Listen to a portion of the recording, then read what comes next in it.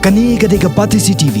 Jong Football Club Kalara ya kanam ladu akalempung gila kai 23rd Meghalaya Invitation Football Tournament arajar khat riau bala penyai da Shillong Sports Association. Hadian bakalala ban penliam no ya ka Boys Sports Koi 58 GTC da Sanggol Not ha kasing sajany ha SSA Stadium Pulo. Uridim telang ulakhor ya ka hat-trick ha kani kejia khon ha ka ba ulala ban thap marway hadu lai gol. Kani kalong kasian ka wala ya ka Shillong la jong ban ra kani ka nam la du balara ningkong house nam ar hajar shpo bat ka ba ar pat ka dei house nam ar hajar khatway. Kani ka jing khon kirang ile kai kilala bani ile kai bha na du ka basdang ha ka ba kalayo ban pinki jar ningkong ling bau redeem telang ha ka minute ka ba ar phnyo. Ka jing bomla bani ile kai bha kirang ile kai ka Boy Sports kala penlong ya kirang ile kai kala jong ban ya khon ting shu ha ka kalamien ha ka ba Alan Diori ula thep ha ka minute ka ba sau pupra uridi mula thep biang ya ka gol ka ba ar ha ka minute ka ba san pusau bat uni orang ile ka shakhmat ula khur sendon ya ka hat-trick da ka ba thep biang ya ka gol ka ba lai ha ka minute ka ba 100 pulai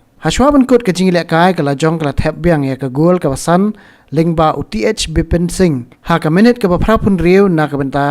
ban khur sendon ya ka jingjob lingba ka ni ka jingjob kala jong kala khuri ya ka khusnam ka ba lai lak tengka kat ba ka Boy Sports Koi kala yo shilak tengka ringkat ki trofi